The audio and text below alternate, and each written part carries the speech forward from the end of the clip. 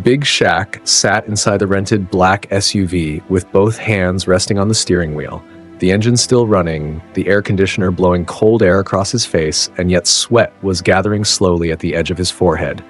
Not because the car was hot, but because the house in front of him had reached into a part of his chest he had spent 15 years pretending was closed. The house was small, painted yellow, sitting quietly on Glenmore Avenue in Baton Rouge, like it had no idea a man known all over the world was parked outside trying to gather enough courage to knock. And even though Big Shaq had walked into arenas with thousands of people screaming his name, even though he had played under lights so bright they could make a man forget where he came from, this quiet little house had him frozen in a way no crowd ever had. The first thing he noticed was the door. It was green now. That should not have mattered, because paint changes, people repaint houses, years pass, colors fade, and life keeps moving even when you are not standing there to watch it happen. But Big Shaq remembered that door being white, and for some reason, that one small difference made his stomach tighten because it told him the truth before anybody opened their mouth. Time had moved on without him. He stared at that green door like it was not just wood and paint, but a witness. Because somewhere behind it was Celeste Dawson, the woman who had walked out of his life without a fight, without an explanation, without even giving him one clean sentence he could hold on to. And for 15 years, Big Shaq had told himself she left because she wanted peace, because she got tired, because his life was too loud, because maybe she looked at him one day and realized being close to a man like him would never be simple. But deep down, he knew that was the easy answer. And easy answers do not follow a man for 15 years. He had come to ask one woman why she vanished. But before that morning ended, Big Shaq would walk into a room below that small yellow house and find something that made every trophy, every headline, and every dollar feel small. And the strangest part was that Celeste knew he was coming before he ever knocked. Big Shaq turned off the engine, and the sudden quiet inside the SUV felt almost too loud, because once the hum of the car died, all he could hear was the low sound of the street outside, a dog barking somewhere behind a fence, a lawnmower coughing to life 2 houses away, and the soft movement of leaves above him, where old trees stretched their branches over the sidewalk like they were trying to hide the past from the sun.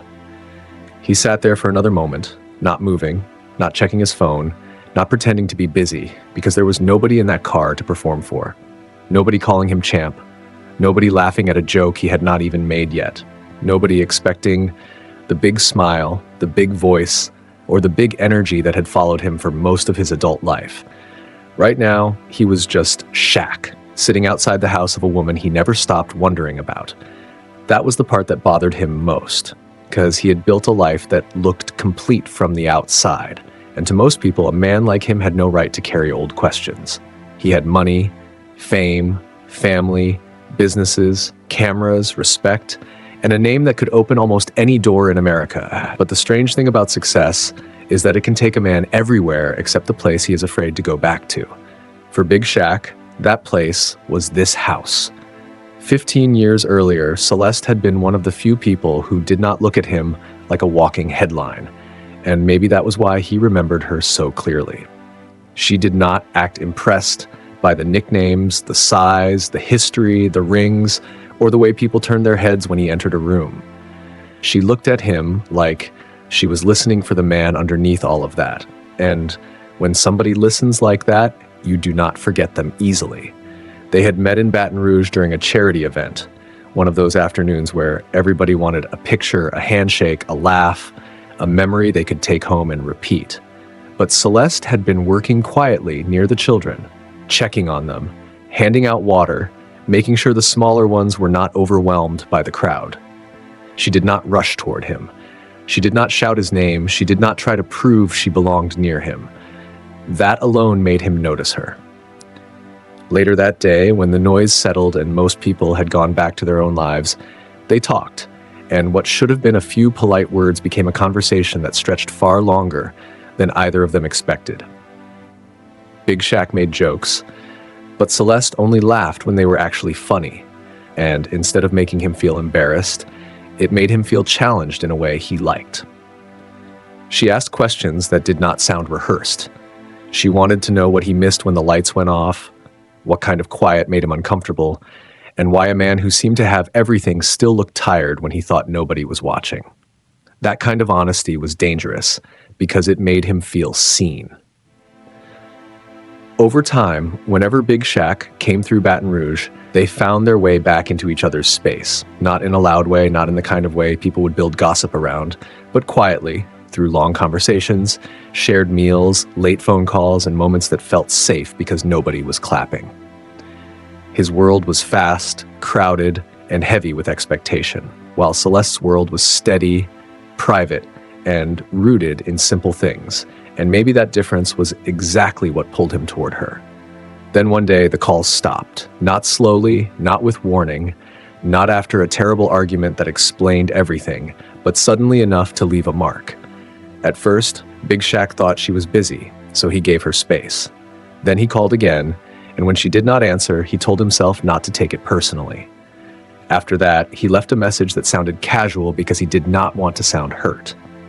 Then another week passed, then another, and soon his own life swallowed him again with travel, work, family trouble, public pressure, and the kind of noise that makes it easy for a man to avoid sitting alone with what he does not understand. Still, her silence stayed with him. He did not chase the answer the way he should have, and that was one of the truths sitting beside him now as he finally opened the SUV door and stepped out into the Baton Rouge heat. The air hit him heavy and wet, and as he walked toward the house, he looked almost unreal on that narrow path, too tall for the porch, too broad for the small gate, too famous for the quiet street, and too unready for the green door waiting at the end of it.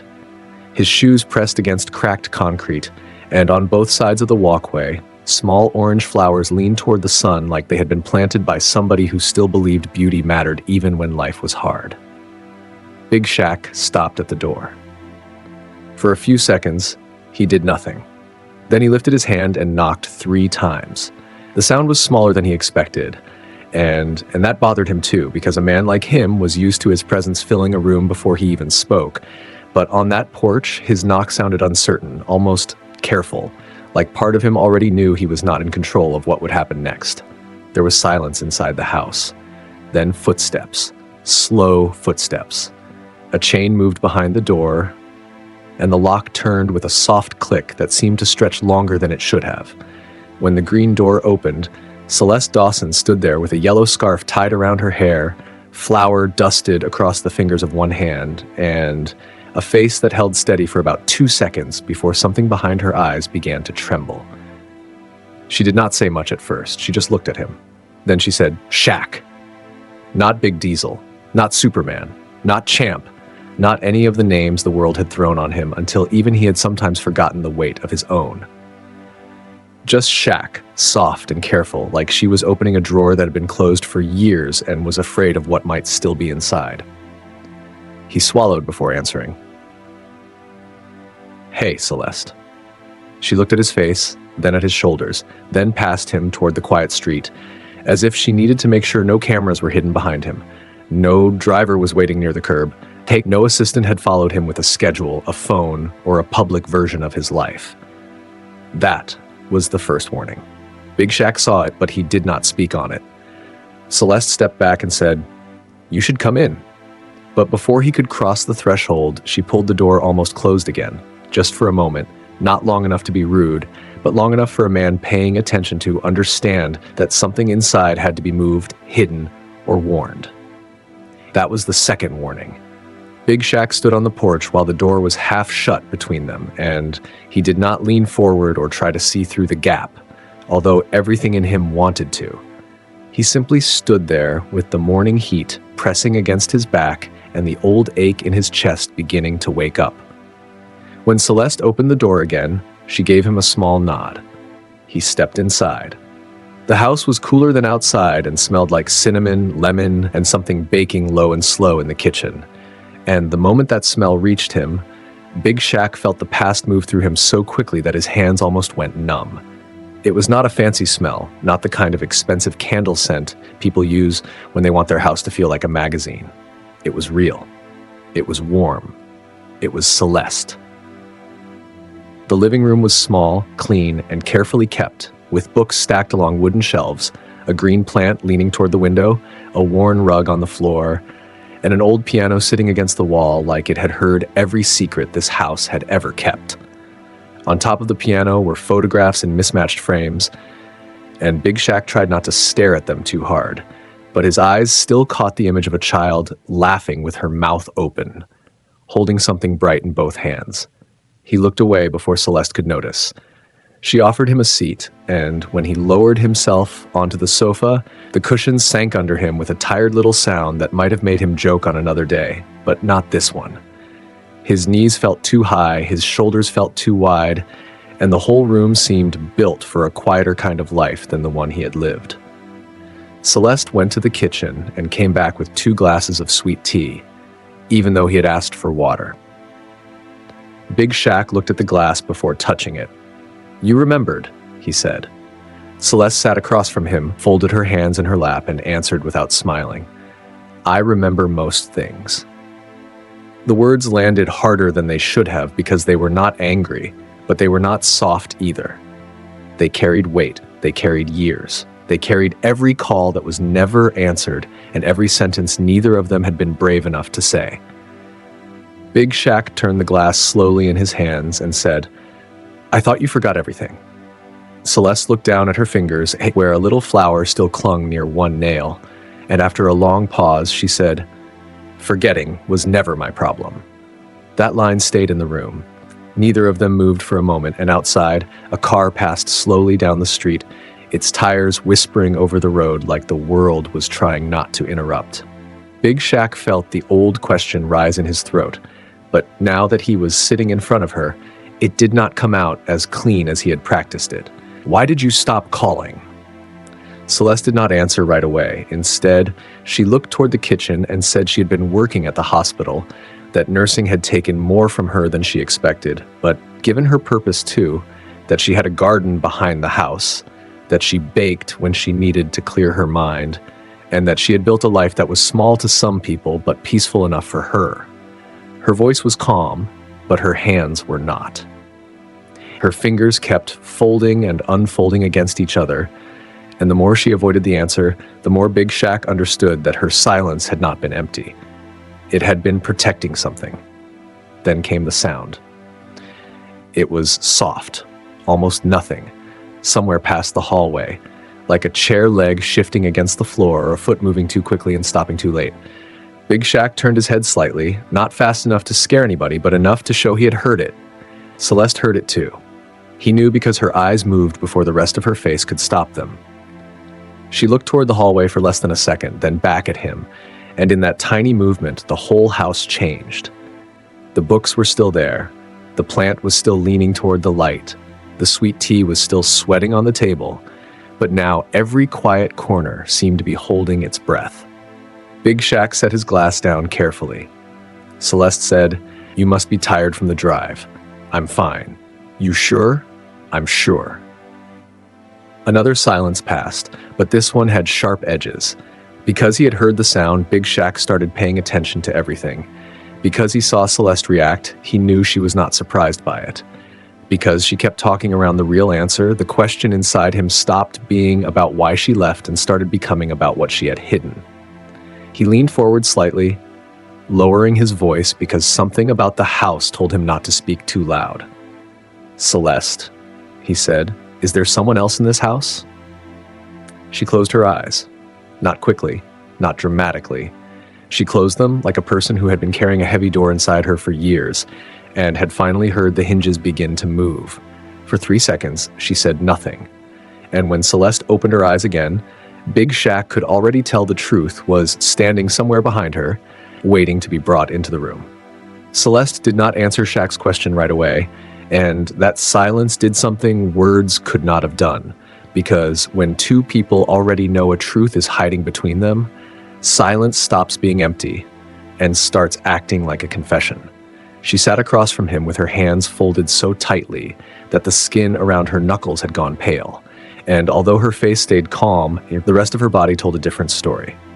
Her shoulders had lifted slightly, Her breathing had become shallow, and her eyes kept drifting toward the hallway as if the house itself had suddenly become too small to hold what she had been protecting.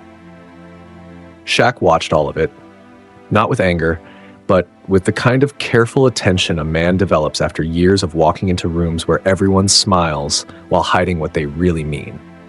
He'd asked a simple question: "Celeste, is there someone else in this house?" But the way she avoided answering made the question grow legs and start walking around the room. She reached for her glass, then changed her mind before her fingers touched it. "You always did come straight to the hard part," she said, and although she tried to make it sound light, there was no lightness in it. Shaq leaned back slowly, giving her space, even though every part of him wanted to stand up and look down that hallway. He remembered enough about Celeste to know she was not careless with truth. She had never been the kind of woman who threw words around just to win a moment. If she was holding something back, then something in that house mattered more to her than her own comfort, and because of that, he forced himself to stay seated. "I came here because I didn't understand," he said, keeping his voice low, "and I'm trying not to make the same mistake twice by walking away with another story I made up in my head." Celeste looked at him then, and for 1 second the guarded woman in the chair became the woman he remembered, the one who could look right through the public version of him and find the part he was trying to hide. She seemed ready to speak, but instead she looked toward the kitchen and said the bread might burn if she did not check it. That was how Shaq knew she was afraid, not nervous, not surprised, afraid. She stood quickly and walked into the kitchen, and as her footsteps moved away, Shaq looked around the living room with new eyes. The first time he entered, he had noticed the house as memory. The smell, the piano, the books, the kind of clean that came from care instead of money. But now every detail felt like a clue. There was a second cup near the sink, turned upside down on a dish towel. There was a folded sweatshirt over the back of one chair, purple and gold, with sleeves too narrow for Celeste. A pencil sharpener sat beside a stack of mail on the counter, not the kind used once and forgotten, but one that had been handled often, its little clear belly stained dark with shavings. Then he looked toward the piano. One photograph on top of it was turned slightly away from the room. It was a small thing, and maybe another man would have missed it, but Shaq had already seen enough to understand that the day was no longer about only him and Celeste.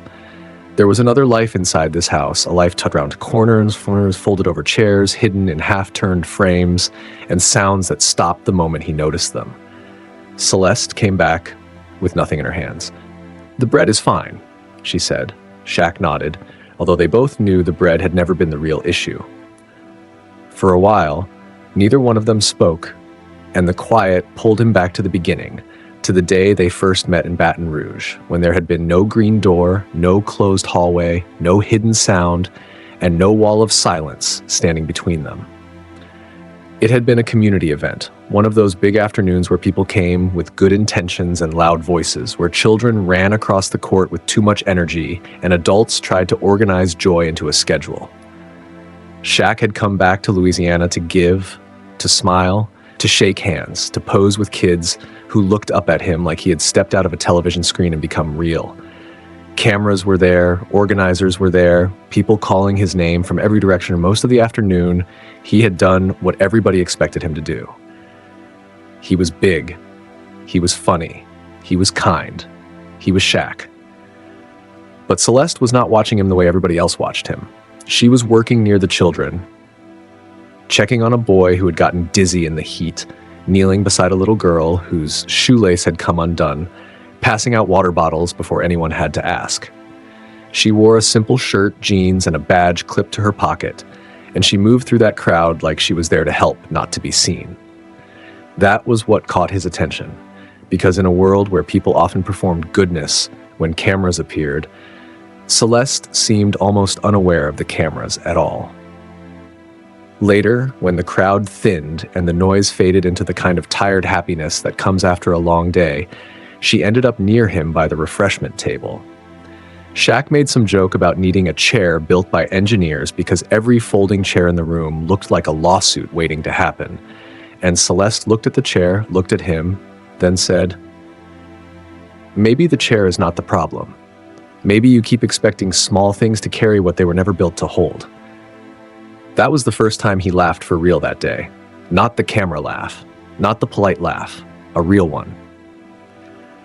From there, the conversation somehow opened. He expected the usual questions about basketball, fame, celebrity friends, money, and all the things people thought they wanted to know. But Celeste asked him what he did when a room finally went quiet. She asked if he trusted peace or if he only trusted movement. She asked him what part of himself people missed because they were too busy staring at his height. That kind of question could have offended him if it came from somebody trying to sound deep, but Celeste asked it like she truly wanted to understand. So he stayed. One conversation became two became phone calls became visits whenever he came through Baton Rouge. And somewhere between the laughter, the food, the late-night honesty, and the quiet moments where nobody needed to impress anybody, something real had taken shape. It was not loud, it did not need to be. Shaq's life already had enough noise. What Celeste gave him was a place to put the noise down. That was also what made losing her so hard to explain. When she stopped answering, there was no explosion to blame. There was no final sentence to replay. There was no door slammed in his face. There was only a phone that rang until it gave up, messages that sounded calmer than he felt, and a silence that became easier to accept because his public life was falling into its own storm. His family life was under pressure. His name was in headlines for reasons that had nothing to do with basketball. Work kept pulling him from one city to another. Business meetings, appearances, travel, cameras, obligations, lawyers, interviews, commitments, all of it piled around him until the unanswered question from Baton Rouge became one more thing he did not have the courage to sit with. He called, but not enough. He waited, but not long enough. He told himself Celeste had chosen peace without him because that explanation allowed him to keep moving. And if there was one thing Shaq had always known how to do, it was move. But sitting in that small living room now, with Celeste across from him and that hallway breathing silence behind her, the story he had told himself no longer sounded like truth. It sounded like a cover he had used because the real question was too painful. What if she disappeared because he failed to notice something that mattered? Shaq looked toward the kitchen again, then toward the piano, then back at Celeste. "Did you have a child?" he asked. The question did not come out loud, but it changed the room immediately. Celeste's face did not collapse, but something in her eyes shifted, and for the first time since he arrived, she looked less like a woman hiding something and more like a woman preparing to defend someone. She took a breath. "I raised a child," she said. That was not an answer. That was a door. Shaq stared at her, and the wording hit him in pieces. She did not say yes. She did not say no. She did not say, "my child," or explain who the child belonged to. She said she raised a child, and somehow that made the room feel colder. Before he could ask anything else, the second sound came from beyond the hallway. This one was stronger. A soft thud, quick and low, followed by the faint scrape of something being lifted from the floor too fast.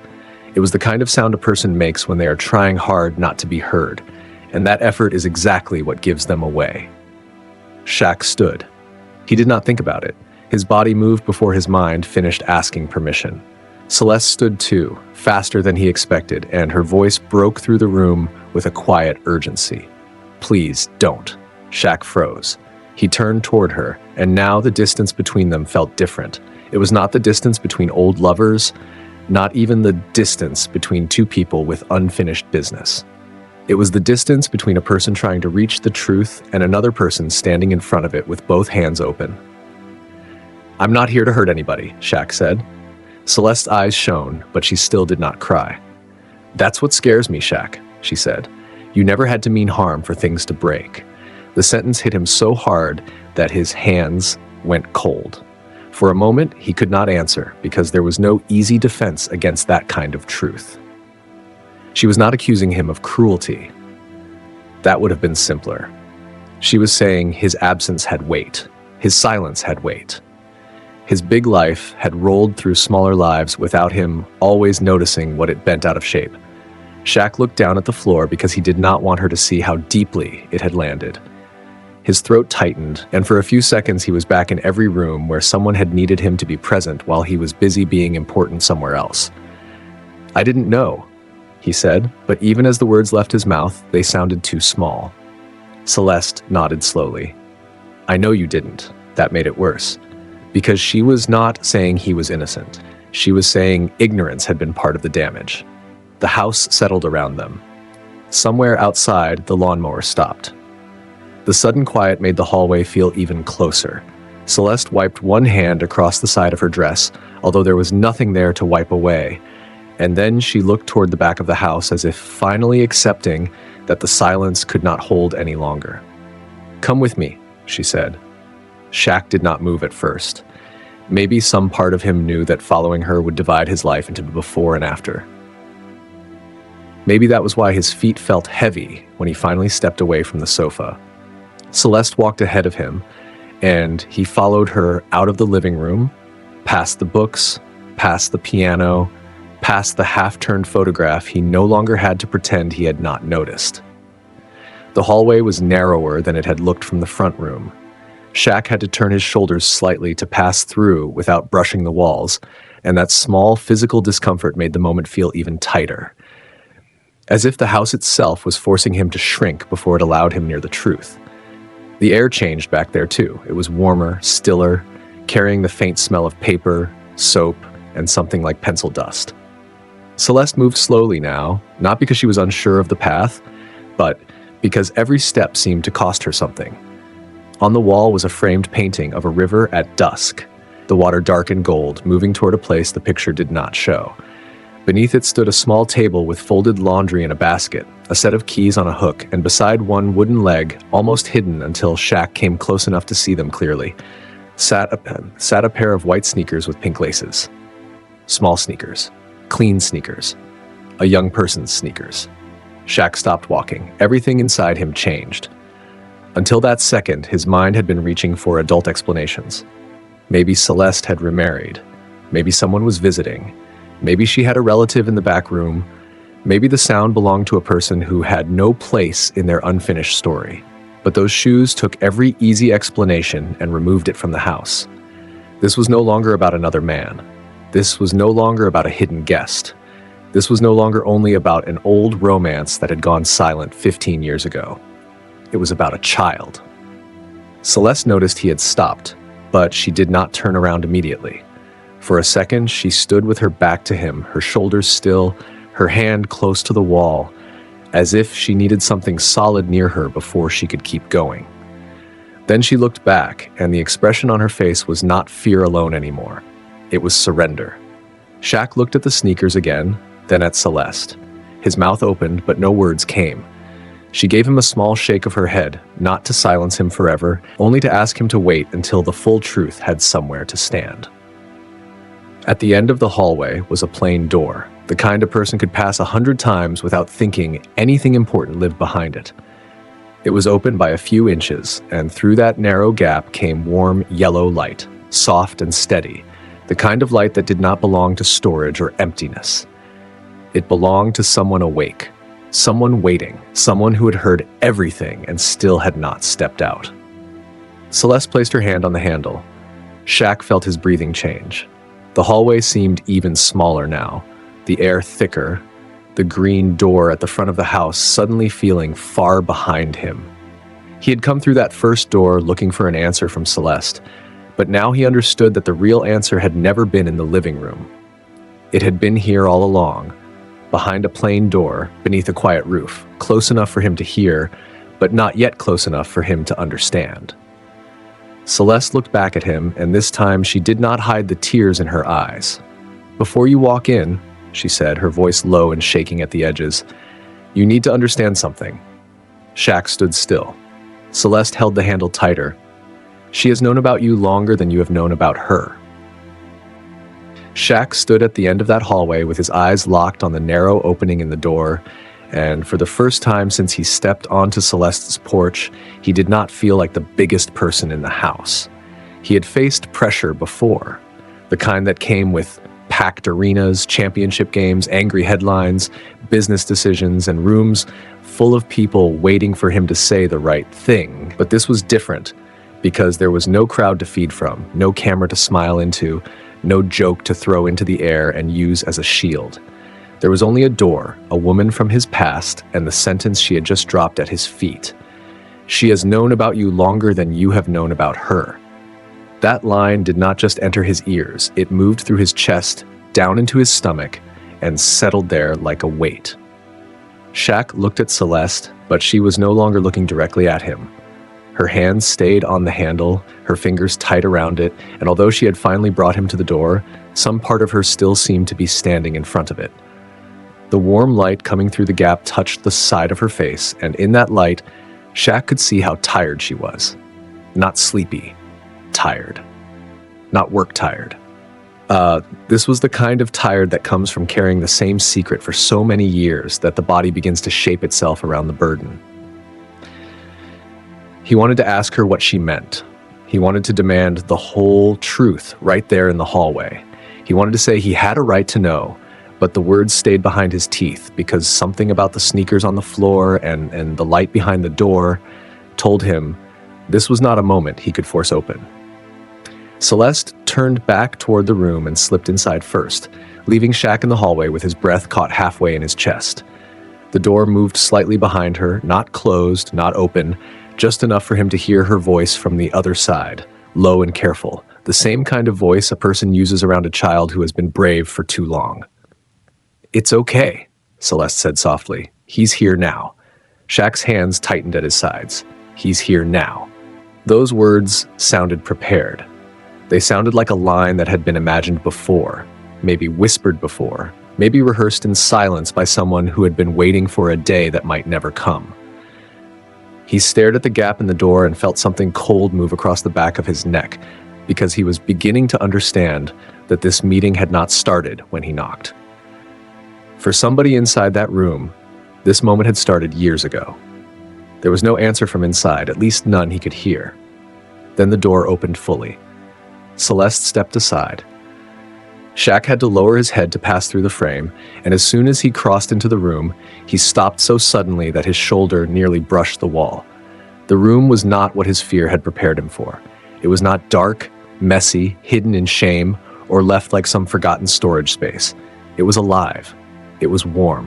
It was made with care. 3 wooden steps led down into a converted room beneath the back of the house, and from where Shaq stood, he could tell it had once been built for storms. One of those old spaces people kept for rough weather and emergency things. But Celeste had turned it into something entirely different. The walls were painted a soft cream color. The floor was covered with a worn braided rug, and a small lamp in the corner gave the whole room a yellow glow that made everything feel quiet but awake. Then Shaq saw the walls. Everywhere he looked, there were drawings. Not a few drawings taped up for decoration, not a handful of school projects pinned with pride, but walls full of work, layer after layer of paper, pencil marks, charcoal shadows, watercolor washes, faces, hands, old houses, rivers bending through unfamiliar places, trees with roots stretching wide like they were holding the room together, and small studies of eyes that seemed too careful to belong to a child who was only drawing for fun.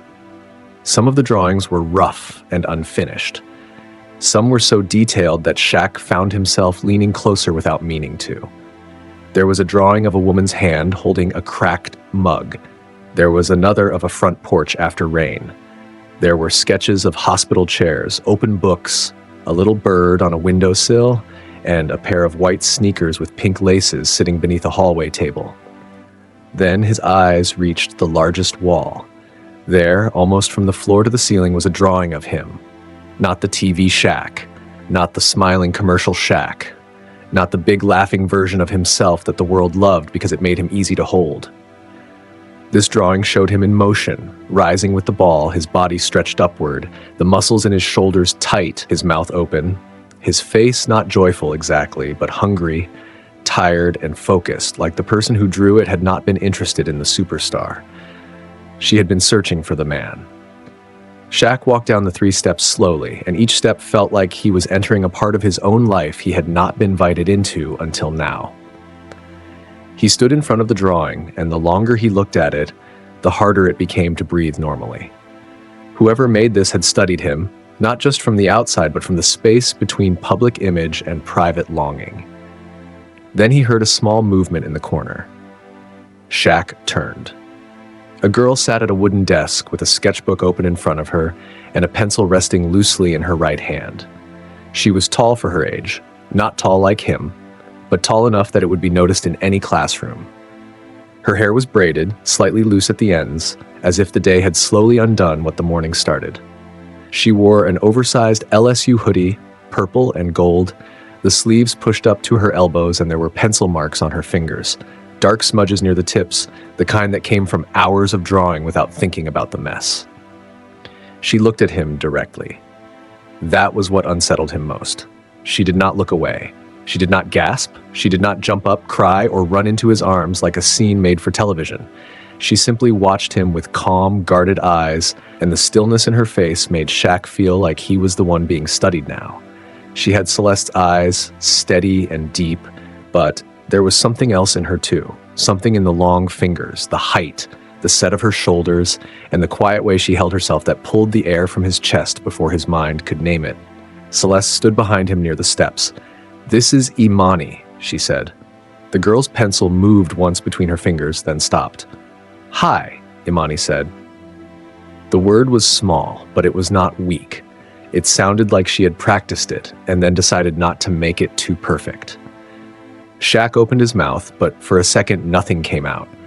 The whole room seemed to be waiting, the lamp humming softly, the paper on the walls barely moving in the thin air, Celeste holding herself still behind him, and this girl sitting at the desk with a face that made every old excuse inside him begin to fall apart. "Hi," Shaq finally said. His voice did not sound like the voice he used in public. It came out lower, rougher, almost unfamiliar to him. He looked from Imani to Celeste, then back to Imani, and the question began forming inside him slowly, because some truths are too large to arrive in one piece. His eyes moved over the hoodie, the height, the face, the fingers stained with pencil, the huge drawing on the wall, and then back to Celeste, who already knew what he was asking before he found the courage to ask it. Celeste did not make him finish. "Yes, Shaq," she said, her voice barely above a whisper. "She is." Shaq sat down on the bottom step. It was not a choice. His knees made the decision before pride could stop them. One moment, he was standing there as the man the world knew, and the next, he was sitting on a wooden step in a room beneath a small yellow house, one hand over his mouth, eyes lowered, trying to fit 14 years of truth into a single breath. He did not shout, he did not accuse, he did not ask for proof. He just sat there because the math had arrived too quickly. 14 birthdays, 14 years of morning routines, school clothes, small sicknesses, growing pains, favorite foods, bad dreams, drawings on cheap paper, questions asked at bedtime, questions swallowed before they could hurt, and a girl growing taller while he was somewhere else being celebrated by people who thought they knew everything about his life. The silence in that room did the work words could not do.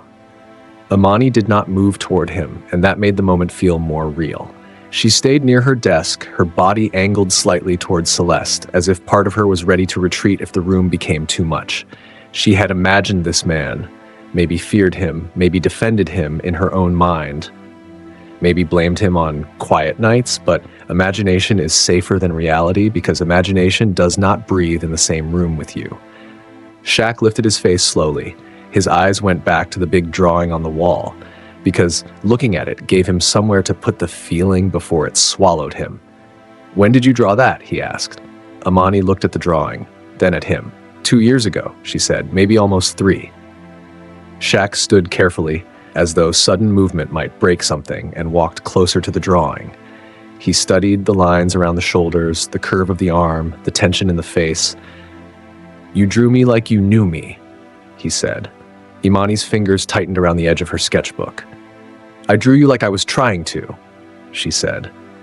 That sentence found him in a place he was not ready for. Shaq nodded, but the nod was not enough to hide what it did to him. He looked at Celeste because part of him needed to understand how they got here. How a girl could sit in a room full of his face and his absence at the same time, and how the woman standing behind him could carry that secret for so long without breaking in front of everybody. "Why didn't you tell me?" he asked, And the question came out softer than he expected because anger would have been easier than pain. Celeste's eyes dropped to the floor. "At first, I was scared," she said. "Your life was too big, Shaq. Everything around you moved fast, and I kept thinking if I stepped into it with a baby, we would disappear inside it." Shaq swallowed hard, but he said nothing. Celeste went on, and now that she had started, the words seemed to come from a place she had kept locked for years. "Then I was angry, because I felt like you should have known something was wrong. And I know that sounds unfair, but I was alone and tired, and unfair was all I had some days. Then time passed, and the longer I waited, the harder it became to tell you. After a while, silence stopped feeling like a choice and started feeling like a wall." Shaq wanted to defend himself. He wanted to say he had called. He wanted to say he had been dealing with his own storms. He wanted to remind her that nobody can answer a question they do not know exists, but the words would not rise because some deeper part of him knew there was truth in what she said. He had resources, he had people, he had power. He could have looked harder. He could have stayed on the question longer. He could have asked one more person, made one more call, pushed past one more unanswered message. Instead, he accepted the easy answer, because the easy answer let him move on. And because he moved on, Imani grew up with questions. Because Celeste hid the truth, a child learned to fill empty spaces with drawings. Because Imani kept drawing, the room still had room for healing. That was the strange mercy of it. The walls did not feel like accusation alone. They felt like survival. Imani stood from her desk then, not quickly, not dramatically, and picked up the sketchbook in front of her. She crossed the room with careful steps, and when she reached Shaq, she did not hand it to him right away.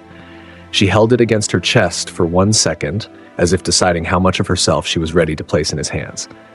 Then she opened it. Inside were sketches of rivers, faces, window light, a hospital waiting room, Celeste sleeping on a couch, a small child holding a basketball too large for her hands, and page after page of studies that were not perfect but were honest in a way perfection could never be. "I'm applying to an arts program," Imani said. "I need 20 pieces. I have 17. Shaq looked from the pages to her face. "These are yours?" She nodded. "They're good," he said. Imani's eyes narrowed slightly, not because she was offended, but because she was testing the words. People say that when they don't know what else to say.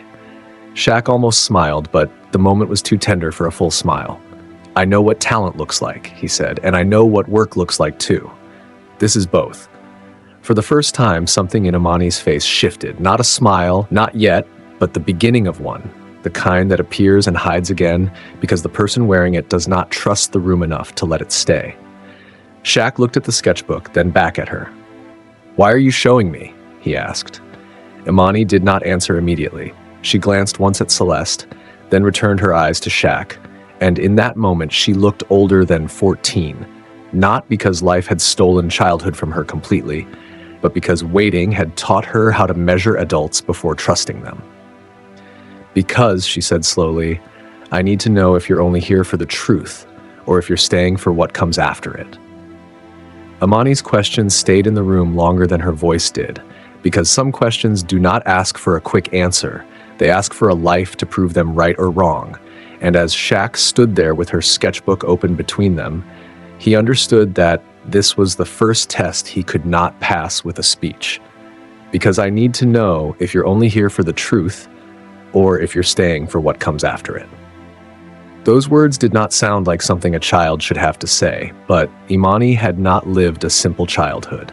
Not in the places where questions had no clean answers, and not in the quiet corners where a girl teaches herself how to imagine a father before she ever gets to hear his voice in the same room. Shaq looked at her, then at Celeste, and for once he did not reach for charm, because charm would have been too small for a moment like this.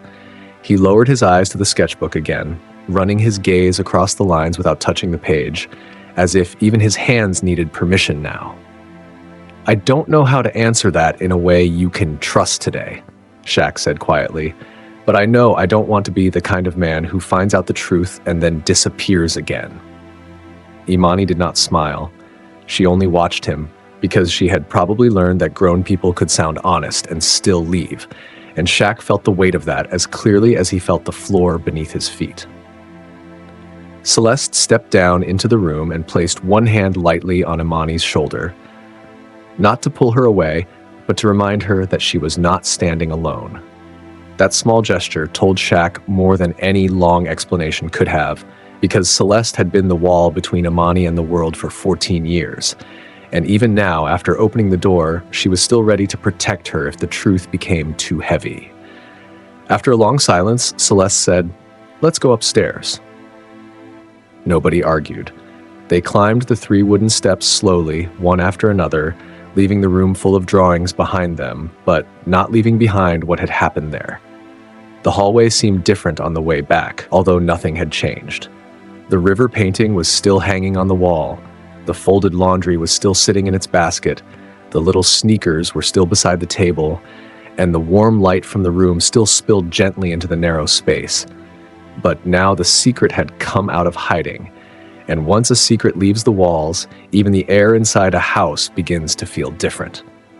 They returned to the kitchen, where the sweet tea had gone warm, and the food Celeste had nearly forgotten was finally ready. That ordinary detail should not have mattered, but it did, because the world does not stop just because a heart breaks open. Ovens still finish baking, glasses still sweat on tables, someone still has to pull food from the heat before it burns. Life keeps moving, even when everyone in the room has just crossed a line they can never uncross. Celeste moved to the oven without saying much, using a towel to pull out the bread she had been checking earlier, and for a moment, the smell of it filled the kitchen so completely that it gave everybody something to breathe through. Imani sat at the table with her sketchbook against her chest, her fingers still marked with pencil, while Shaq lowered himself into a chair that looked too small for him and felt even smaller now that the room had shifted from mystery to responsibility. This was the quietest part of the day, but it was not the easiest. A reveal can shake a person, but what comes after the reveal is where the truth either becomes healing or becomes another wound. Anybody can cry when the secret is finally spoken. Anybody can feel regret when the missing years are laid out in front of them. But staying, listening, accepting limits, and earning trust one day at a time, that was the part no camera could make beautiful and no money could make fast. Celeste placed food on the table, not like a celebration, but like something human people do when they do not yet know what to say. Red beans, rice, warm bread, and sliced fruit sat between them. And although Shaq had eaten in places where the plates looked like art and the bill could make a normal person dizzy, he could not remember the last time a meal felt this heavy with meaning. For a few minutes, they ate quietly. Then Imani looked up and asked, "What scares you?" Shaq paused with his hand near his glass because that was not the question he expected. He had expected anger, maybe blame, maybe something about why he was not there. He had prepared himself for sharp questions, but Imani was not reaching for the obvious things. She was reaching for the hidden ones. "What scares me?" he repeated. Imani nodded. "Not snakes or heights or anything like that. I mean for real." Celeste looked at her daughter, then back at Shaq, and Shaq understood that the answer mattered. Not because it would fix anything, right? But because Imani was trying to find out if he knew how to be honest without an audience rewarding him for it. Shaq set his fork down. "Missing what matters," he said after a while. "Being busy with things people clap for, and later realizing I was absent from things nobody saw." Imani looked down at the table, and the answer seemed to move through her slowly. Then she asked, "Does being famous make people honest or fake?" Shaq almost laughed, not because the question was funny, but because it was too accurate for a 14-year-old to be carrying. "It makes some people louder," he said. "It makes some people careful. It makes some people act like they love you before they even know you. And sometimes it makes you start performing so much that you forget to check who is still looking at the real you." Imani kept her eyes on him. "Do you get tired of being big in every room?" That one landed differently. Shaq looked at his hands, broad and heavy on the table, then around the small kitchen where his shoulders seemed too wide and his knees had nowhere natural to go, and something soft passed over his face. "Sometimes being big makes it easier for people to see you," he said, "but harder for them to know you." Celeste stopped moving. She had been reaching for a napkin, but now her hand rested beside the plate, still and quiet. Her guard was not gone, and Shaq could see that clearly because a woman does not spend 14 years protecting her child and then drop every fear in one afternoon. But something in her face had shifted. She was not listening for charm anymore. She was listening for truth, and for the first time since he walked through that green door, Shaq felt like maybe truth had a chance to stay in the room. Imani opened her sketchbook again and turned to one of the pages he had seen downstairs. It was a drawing of a river, but not the kind of river people put on postcards. This river bent sharply around a broken tree, and the water looked dark in some places, soft in others, like it could be peaceful or dangerous depending on where a person stood. "I have too many drawings like this," she said. "Like what?" Shaq asked. "Too personal." Celeste looked at the page but did not speak. Imani traced the edge of the paper with her finger. "For the application, I need 20 pieces, and I have 17 I don't hate, but I keep thinking maybe they'll look at them and know too much. Like, maybe I put things in them I didn't mean to say." Shaq leaned forward slightly. "That might be the reason they remember them." Imani looked up. Shaq nodded toward the hallway, toward the room beneath the house, toward the walls that had carried her questions when people could not.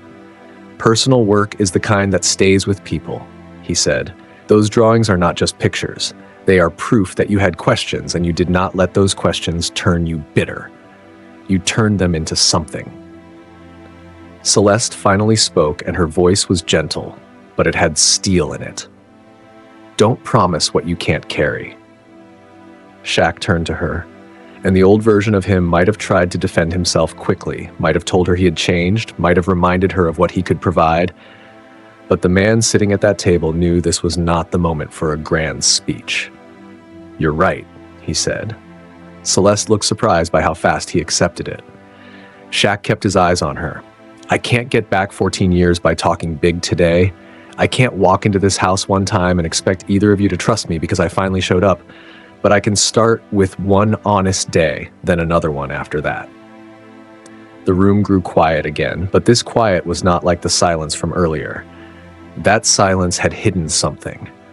This one was making space for something new, and although nobody said it out loud, all three of them seemed to feel the difference. The afternoon slowly moved toward evening. Light shifted across the kitchen floor, the warm smell of bread faded into the familiar scent of dishes, and the street outside began to fill with the sounds of people returning home. Doors closing, children being called inside, and a car radio passing by with music low enough to become part of the air. Imani finished eating, then added a few small lines to one of her sketches while Shaq watched without interrupting, learning already that her silence was not empty. It was where her mind worked. At last, Shaq stood by the green door. He had entered that house believing the door was the entrance to his past, but now, standing there with the evening light pressing through the window behind him, he understood that it had become something else. It was not just the door Celeste had opened after 15 years. It was the place where he had to decide what kind of man would leave. Celeste stood near the frame, arms folded loosely, her face tired but no longer closed in the same way. Imani stayed a few steps behind her, with the sketchbook against her chest. Not hiding, not fully stepping forward either. Shaq looked at Celeste first. "I want to know her," he said, "but I don't want to walk in like a storm." Celeste held his gaze. "Then don't." Shaq nodded slowly. "Tell me how." Celeste looked back at Imani, then stepped slightly aside, and that single movement said more than a speech could have said. For 14 years, Celeste had been the keeper of the door, but now the next door did not belong to her alone. "You ask her," Celeste said, "not me." Shaq turned to Imani. The girl looked smaller now than she had in the art room, not because she had changed, but because the kitchen light made her look her age again. 14. Young enough to need protection, old enough to know when adults were making choices that would shape her life. Shaq lowered his voice. "Do you want me to come back?" Imani did not answer quickly, and he respected that by staying still. She looked at her mother first, then at the green door, then down at the sketchbook she held like it was both shield and offering. Finally, she said, "Are you coming back because you feel guilty?" Shaq breathed out slowly. "Guilt got me quiet. he said. "You got me listening." Imani studied him with those steady eyes, the same eyes that had watched him from the corner of the hidden room and measured him without fear. Then she gave one small nod. "If you come back," she said, "bring your real stories next time, not the TV ones." That line did what tears had not done. It gave him a place to begin. Shaq nodded, and this time he did not try to hide what moved across his face. "I can do that," he said. He stepped onto the porch, and the air outside felt different from the morning. The same street was there, the same cracked walkway, the same small flowers leaning toward the edges of the path. But Shaq was not the same man who had walked up to that door hours earlier. He had come carrying one question, but he was leaving with a responsibility. He had come looking for the reason Celeste disappeared, but he was leaving with the name of a girl who had been living inside the answer all along. At the gate, he turned back. Celeste stood in the doorway, one hand on the frame, watching him with a look that was not forgiveness yet, but not rejection either. Imani stood beside her now, shoulder close to her mother's arm, sketchbook pressed to her chest, face calm, eyes bright with something that looked almost like hope, but was too careful to call itself that. Shaq raised his hand. Imani raised hers too. It was not a perfect ending, and that was why it felt true. No one had fixed 14 years in one afternoon. No one had erased the silence, the fear, or the choices that had left a child growing up with questions. But something had changed, because the secret was no longer under the house. Locked behind warm light and drawings on the wall, it had stepped into the open, and once truth enters the open, healing has somewhere to begin. Shaq came to Baton Rouge to face an ex after 15 years, but the real face-to-face moment was not only with Celeste. It was with the years he missed, the silence he accepted, the questions he avoided, and the daughter who had been drawing him into her life before he ever knew her name. A person can be known by the whole world and still be a stranger inside his own unfinished story. Fame may open doors, but only humility can keep a man inside the room long enough to heal what silence broke. Big Shaq went to that small yellow house looking for closure, but what he found was not an ending. It was a second chance, with a girl who had spent her whole life turning absence into art.